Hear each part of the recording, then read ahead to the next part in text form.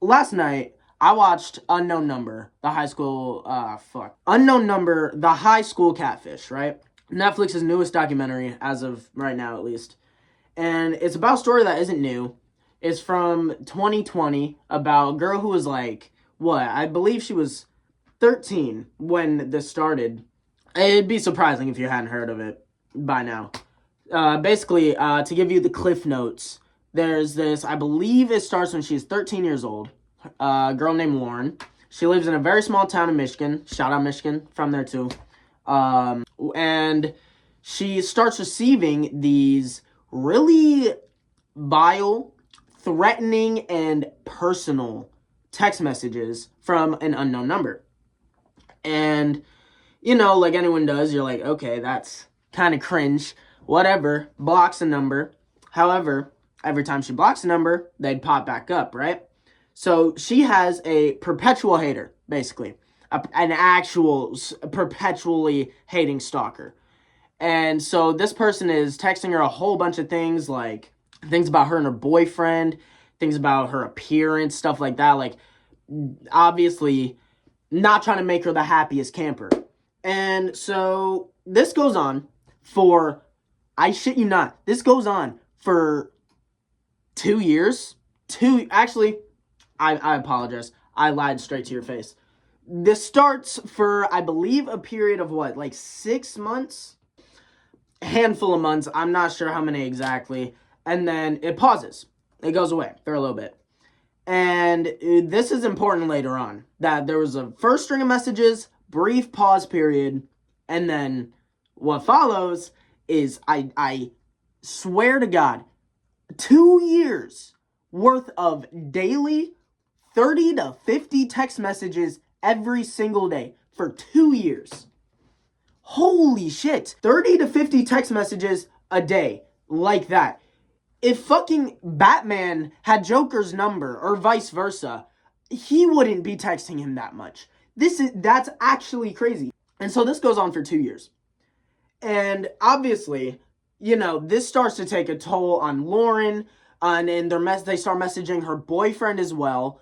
And this leads to them splitting up. Then again, I gotta say, in this documentary, they treat they're actual children, 12, 13 years old. They treat the relationship, I swear, like the drama level of The Summer I Turned Pretty.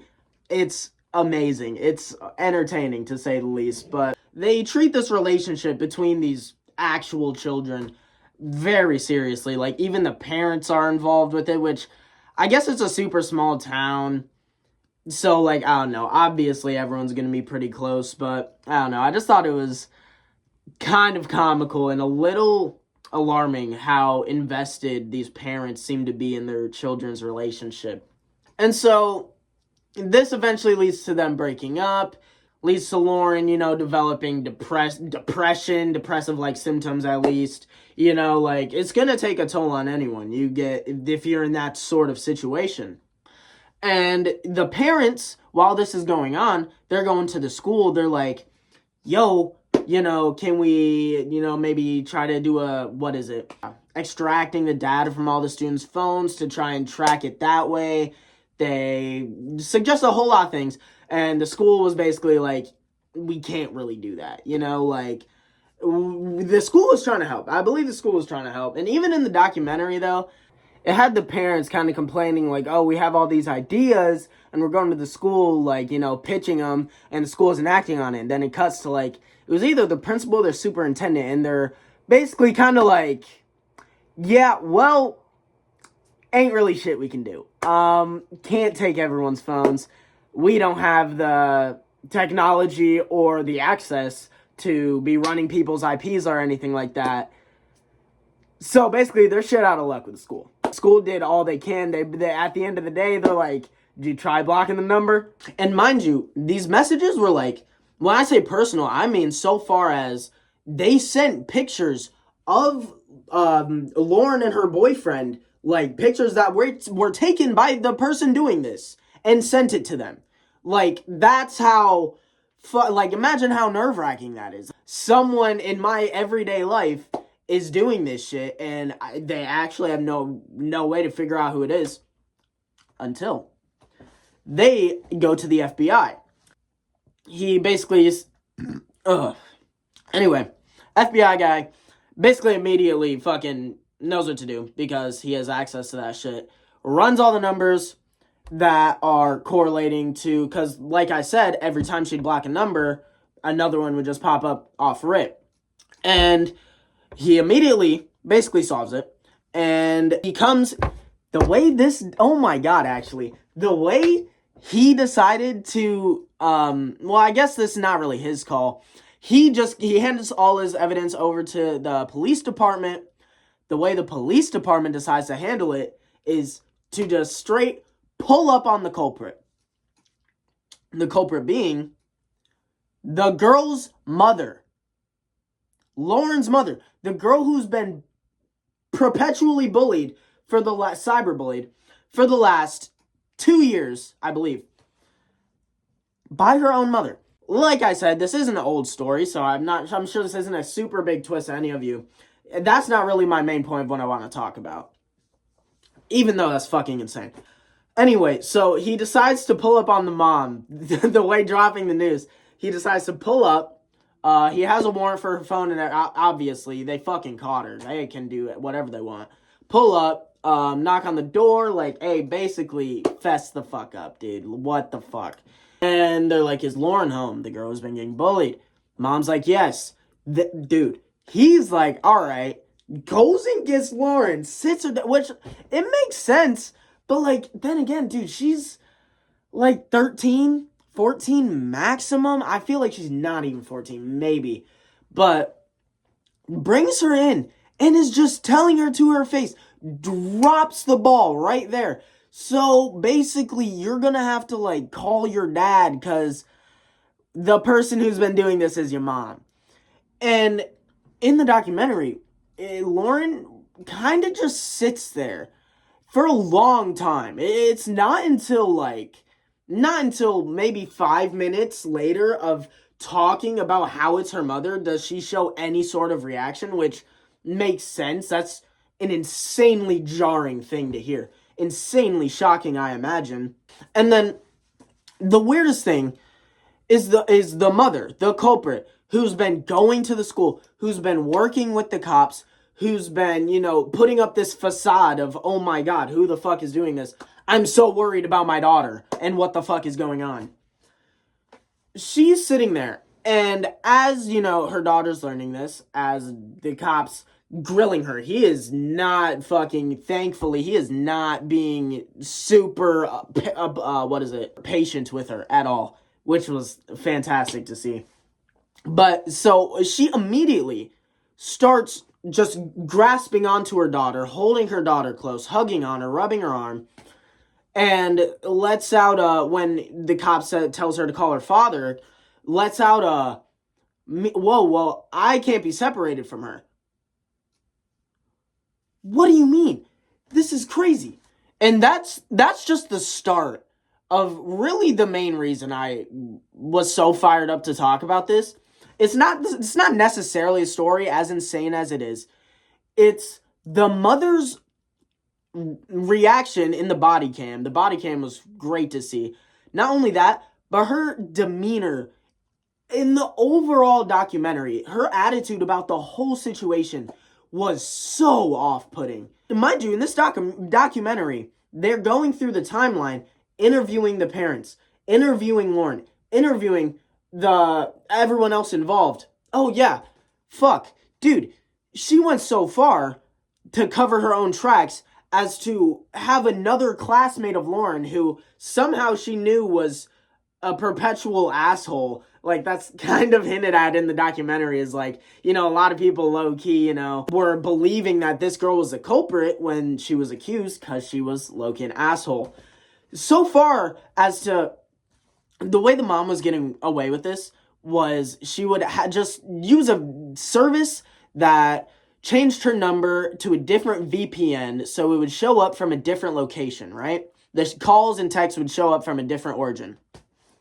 And she went so far as to, when she heard her scapegoat of the classmate took a trip to Florida, changed her VPN to Florida, and started sending the text messages so it would look perfect. Oh, got her case closed. Thankfully, the cops kind of saw past that kind of immediately, honestly. I totally forgot.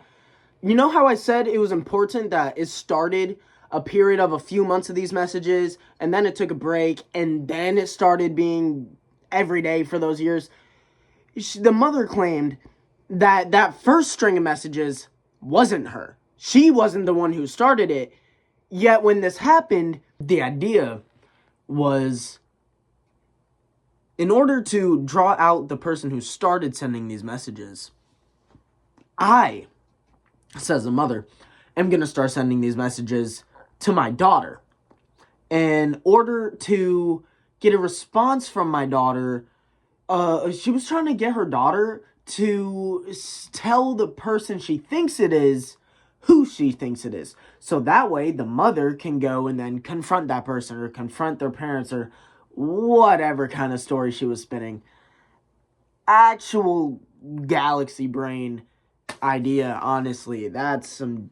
Albert Einstein would be impressed. The way she put it was so weird. The way the documentary was spinning it was...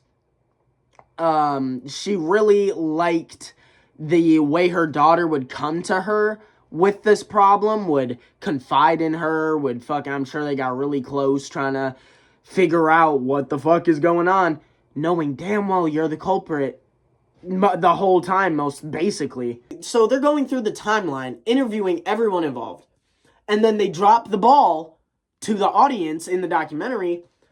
It was this mother that you've been watching, that you've been listening to, you've seen tearing up, talking about the shit her daughter is going through, that she is actually causing, that she is the one doing.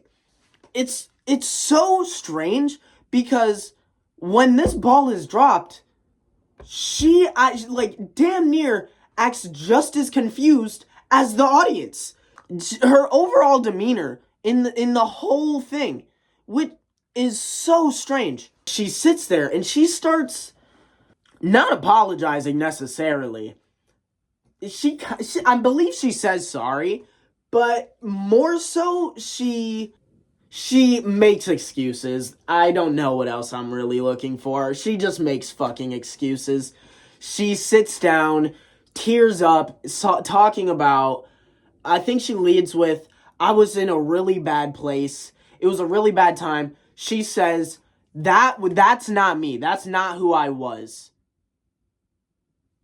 Fuck, you got me confused. Who was doing it then? Trying to, throwing out reasons. She says, my childhood trauma, I didn't know how to deal with it. Fuck it, I'll pass it on to my daughter, I guess.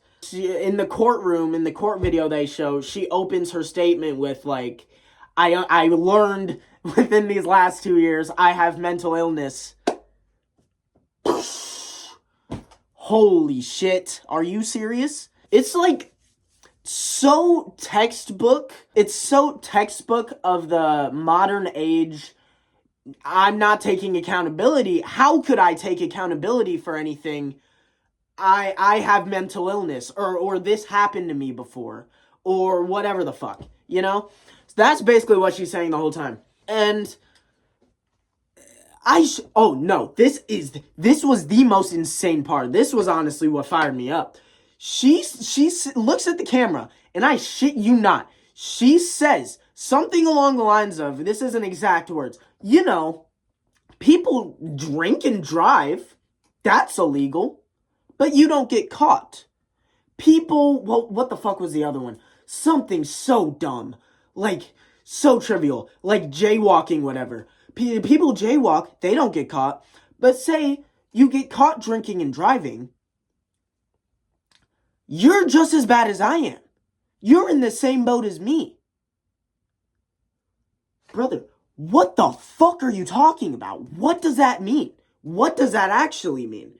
Actually saying, if I never got caught, everyone would still think I'm great. So you guys should kind of just think I'm great still. Because, yeah, I got caught and I was the one crazy one doing this. But people do illegal things all the time. Have you done something illegal? I bet you have. Have you spit a piece of gum on the sidewalk? That's littering. You're just as bad as me.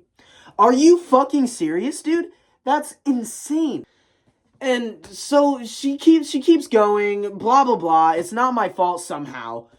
And her ending statements are all basically after she goes to jail. She serves her time, whatever, gets out, and her ending statements are, I really hope I can see my daughter again. I really hope we can rebuild our relationship.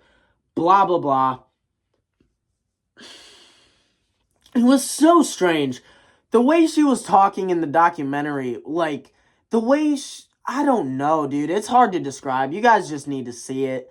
When you really think of how locked it, like, also, there's so much more that went into this. I was about to say, think of the time and dedication sending 30 to 50, and that's on the smaller side. In the documentary, it says by the end, they had over 700 pages of DMs, of texts, in a binder. 700 pages. Are you serious? When you think of the amount of dedication to that, there's more that I didn't even touch on. She was lying to her husband about being employed. She, I believe, got fired from 2 jobs she was working. I'm sure because she wasn't locked in, she was doing this shit. And like, dude, it's just, it goes so deep. And she just plays it off in this documentary like almost like she's the victim. Like, almost like this took a toll on her. Like, you know, she says something like, you know, people only know that part of me. People only know that little bit of my story.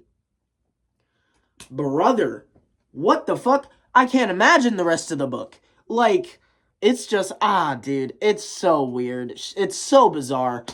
She's actually crazy. And I mean that in the truest form. That word has lost so much meaning, but she's actually just nuts, dude. I could ramble on more, but I feel like I'm just going on a tangent. Fucking hell, I just need to talk about that. It was so bizarre to see. Highly recommend giving that a watch. The drama, fantastic. It's entertaining. I'll give it that. But yeah, that's all I got, man.